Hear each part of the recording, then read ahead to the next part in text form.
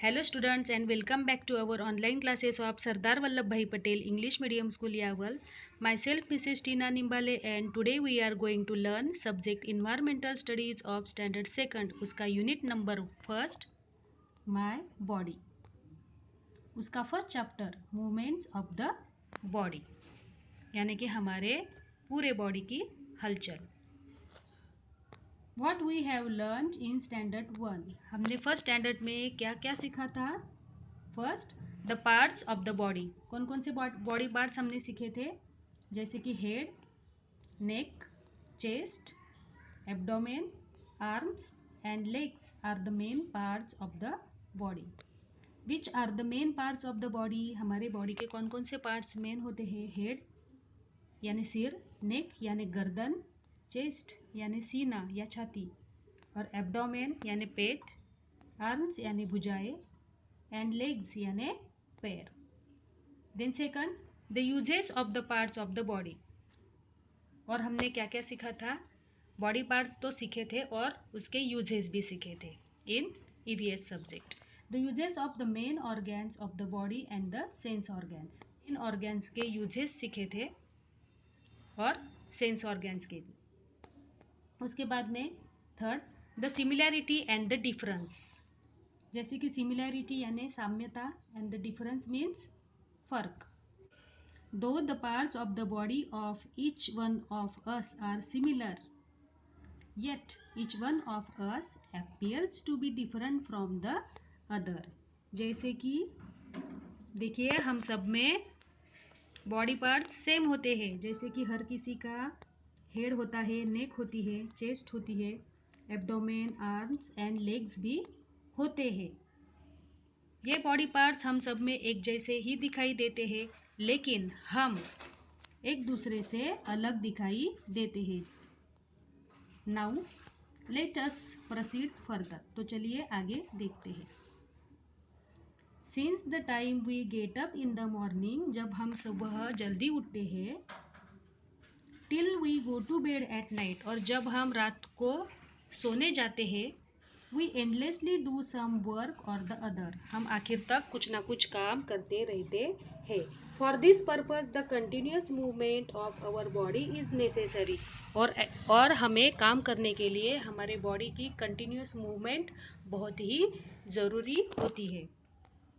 So first movement of the legs.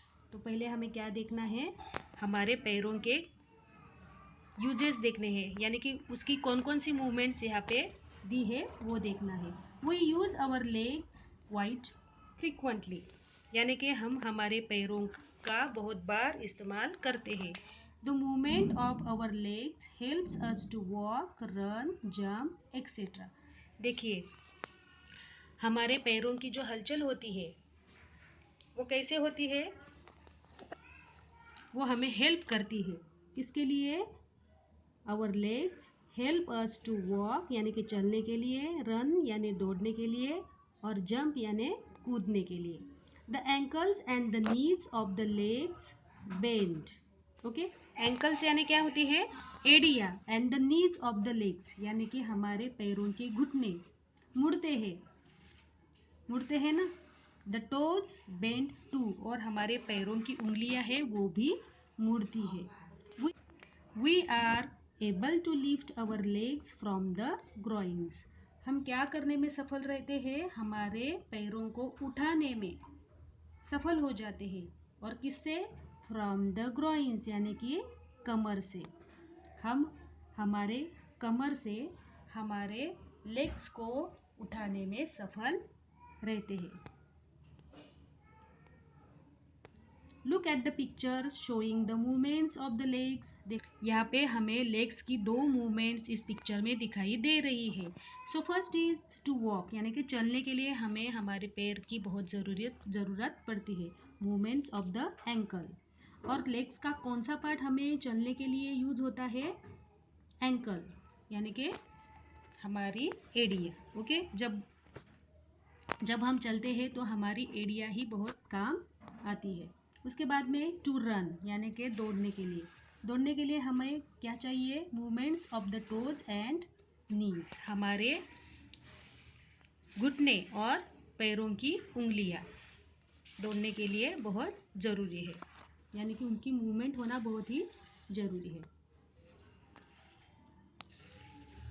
उसके बाद में थर्ड देखिए यहाँ पे in the third picture, to skip, skip यानी कूदना। देखो कूदने के लिए भी हमें कौन से बॉडी पार्ट्स की जरूरत होती है? Ankles and toes.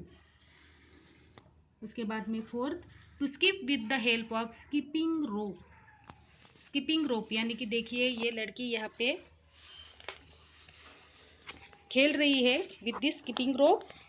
उसके लिए उसके कौन से बॉडी पार्ट्स की मूवमेंट हो रही है? Ankles and the knees. Ankles यानी एड़िया और नीज यानी घुटने।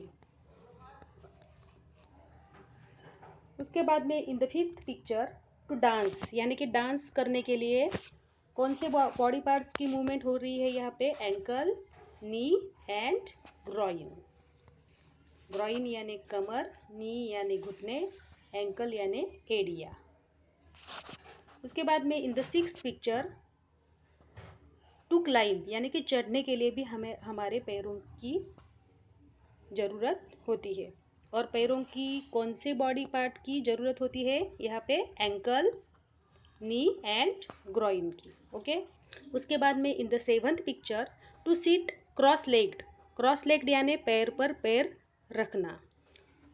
इसमें भी हमें एंकल, नी एंड ग्रॉइन की मदद होती है। To ride a bicycle in the eight picture, देखिए एंकल, नी एंड ग्रॉइन का यहाँ पे यूजेस हो रहे हैं।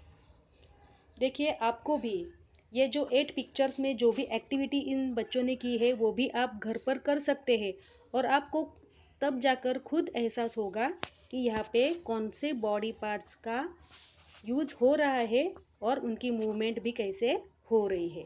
तो try this at your home. Then the second movement is the movement of the arms. The hands are the most important parts of our arms. हमारी भुजाओं का मेन पार्ट कौन सा होता है? हैंड्स यानी हमारे हाथ। We move our hands very often. हम दिन में बहुत बार अपने हाथों को हिलाते रहते हैं। हिलाते हैं है ना, क्योंकि बिना हाथ हिलाए हुए हमें कौन सा भी काम नहीं होता है। We pick up things with the help of our hands. हम अपने हाथों से चीज़ें उठाते हैं। Similarly we are able to write, और हम सिमिलरली कौन सा काम करते हैं अपने हाथों से? यानी कि लिखना। उसके बाद में ईट यानी खाना। क्या खाना? ईट अवर फूड। खाना खाने में हमारे हाथों का हम इस्तेमाल करते हैं। And do a lot of other work with our hands, और हम हमारे हाथों से बहुत सारा काम भी करते हैं। We are able to bend our wrist and elbow. हम अपनी कलाई को मोड़ सकते हैं और एल्बो को भी बेंड कर सकते हैं with the help of our hands. We are able to move our shoulders up and down and rotate them in a circular motion. हम अपने हाथों से क्या कर सकते हैं? भुजाओं का हमारा क्या काम होता है? We are able to move our shoulders. हम हमारे shoulders यानी कंधों को हिला सकते हैं। कैसे? अप एंड डाउन, ऊपर से नीचे, ऊपर और नीचे। And rotate them in a circular motion, और हम उसको सर्कुलर मोशन में भी घुमा सकते हैं।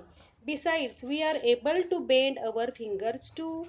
इसके अलावा हम क्या कर सकते हैं अपने हाथों से? हमारी जो उंगलियां होती है उसको भी हम बेंड कर सकते हैं।